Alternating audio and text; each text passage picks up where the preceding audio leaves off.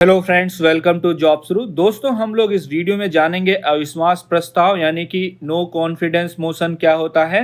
इस समय यह बहुत ज़्यादा चर्चा में है क्योंकि विपक्ष जो है मोदी सरकार के खिलाफ नो कॉन्फिडेंस मोशन यानी कि अविश्वास प्रस्ताव लेकर आया है।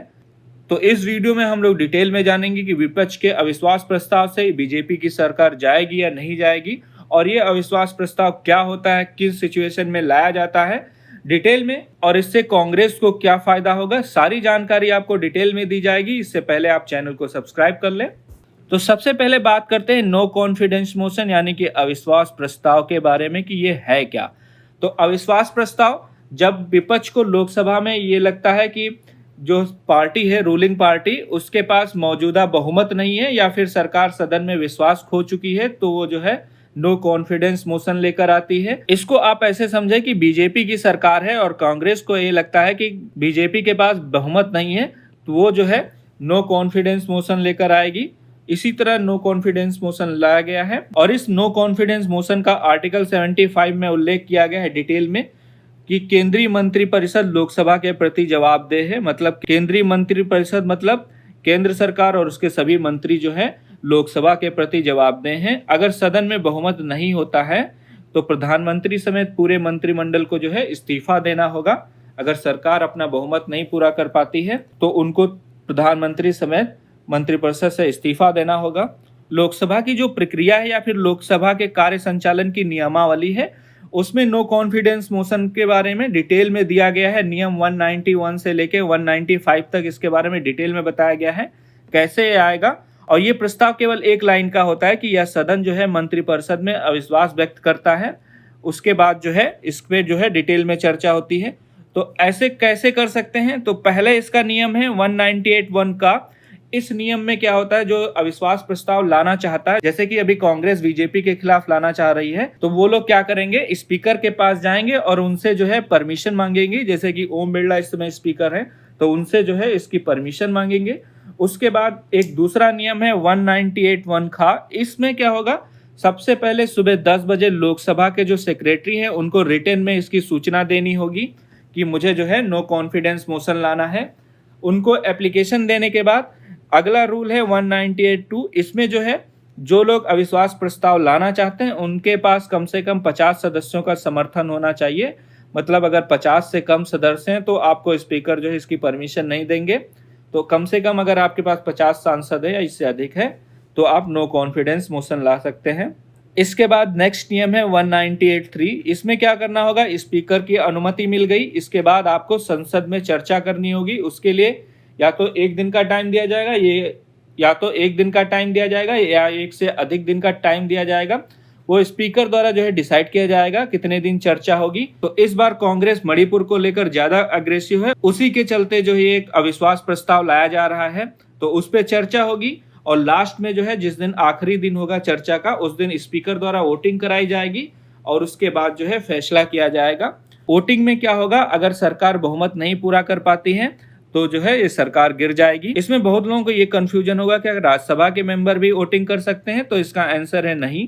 राज्यसभा के मेंबर इसमें नहीं कर सकते, केवल लोकसभा के मेंबर जो है इसमें वोटिंग कर सकते हैं। और एक कंफ्यूजन ये होता है कि अगर दूसरी पार्टी का कैंडिडेट, जैसे कि अगर बीजेपी का कांग्रेस को या कांग्रेस का बीजेपी को वोट कर दे, उस सिचुएशन में क्या होगा, तो ऐसे में पार्टियां व्हिप जारी करती हैं और अगर किसी पार्टी ने व्हिप जारी कर रखी है तो उसके सारे मेंबर्स को जो है अपनी पार्टी को ही वोट देना होगा, क्योंकि पार्टी के सिंबल पे और पार्टी के नियमों पे ही उसको जीत मिली है। तो पार्टी को ये पावर होती है कि वह व्हिप जारी करे। अगर उसके बाद भी कोई सांसद ना माने, कांग्रेस का मान लो सांसद है बीजेपी को वोट दे आता है या फिर बीजेपी का सांसद कांग्रेस को वोट देता है, तो उस सिचुएशन में क्या होगा कि सांसद को अयोग्य माना जाएगा। और जब भी अविश्वास प्रस्ताव आता है तो सदन में जितने मौजूदा सदस्य होते हैं उनमें से आधे से अगर एक वोट भी ज्यादा है सरकार के खिलाफ तो सरकार गिर जाती है। इस तरह का एक मामला 1999 में आया था, जब अटल जी की सरकार एक वोट से गिर गई थी। टोटल अब तक बात करें कितने अविश्वास प्रस्ताव आ चुके हैं, तो टोटल 27 अविश्वास प्रस्ताव आ चुके हैं।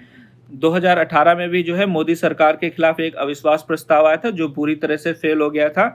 इसमें मोदी सरकार के समर्थन में 325 वोट पड़े थे और विपक्ष के समर्थन में 126 वोट पड़े थे। और इस बार भी जो है मणिपुर मुद्दे को लेकर जब से गतिरोध है और इस बार मणिपुर के मुद्दे को लेकर सदन में अविश्वास प्रस्ताव आ रहा है, तो अब जो है 27 से इसकी संख्या जो है 28 हो जाएगी। सबसे पहले अविश्वास प्रस्ताव कब आया था? तो सबसे पहले 1963 में अविश्वास प्रस्ताव आया था, जब पंडित जवाहरलाल नेहरू की सरकार के खिलाफ, और ये अविश्वास प्रस्ताव समाजवादी नेता आचार्य कृपलानी द्वारा लाया गया था।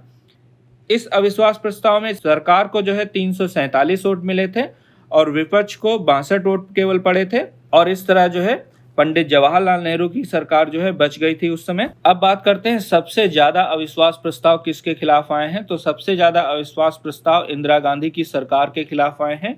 टोटल 15 बार जो है इनकी सरकार के खिलाफ अविश्वास प्रस्ताव लाए गए हैं। वहीं पर लाल बहादुर शास्त्री जी की सरकार के खिलाफ 3 बार अविश्वास प्रस्ताव आए हैं और नरसिंह राव की सरकार के खिलाफ 3 बार जो है अविश्वास प्रस्ताव आए हैं। अटल बिहारी वाजपेयी सरकार के खिलाफ टोटल 2 अविश्वास प्रस्ताव आए हैं।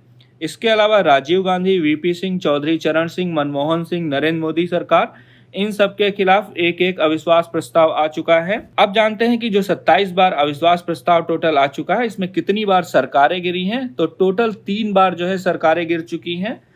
पहली बार जो है 1990 में वीपी सिंह सरकार गिरी है और दूसरी बार 1997 में एचडी देवेगौड़ा सरकार और 1999 में अटल बिहारी सरकार जो है अविश्वास प्रस्ताव में गिर गई थी। पहली बार जो सरकार गिरी थी 7 नवंबर 1990 को, इसमें बीजेपी ने समर्थन वापस ले लिया था और वीपी सिंह के खिलाफ अविश्वास प्रस्ताव लेकर आ गए थे, जिसमें सरकार के पक्ष में 152 वोट पड़े और सरकार के खिलाफ 356 वोट पड़े थे। दूसरी बार 11 अप्रैल 1997 में जो है देवेगौड़ा सरकार के पक्ष में केवल 190 वोट और विपक्ष में 338 वोट पड़े थे और सरकार गिर गई थी। और आखिरी बार जो है जो सरकार गिरी थी 17 अप्रैल 1999 को, इसमें अविश्वास प्रस्ताव आया जिसमें सरकार के पक्ष में जो है 269 वोट पड़े और सरकार के खिलाफ 270 मतलब 270 वोट और 1 वोट से जो है अटल बिहारी सरकार गिर गई थी। अब जानते हैं मौजूदा स्थिति में अगर सरकार के खिलाफ अविश्वास प्रस्ताव आता है तो सरकार किस स्थिति में है। तो मोदी सरकार के पास टोटल 301 सांसद हैं और इनके जो अलायंस है यानी कि एनडीए के टोटल 333 सांसद हैं।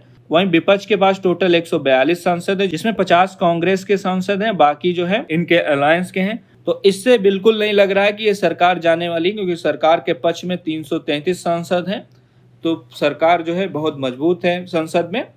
बाकी आपकी क्या राय है, आप लोग हमें कमेंट सेक्शन में जरूर बताएं। मिलते हैं कल एक नए वीडियो में, तब तक के लिए थैंक यू।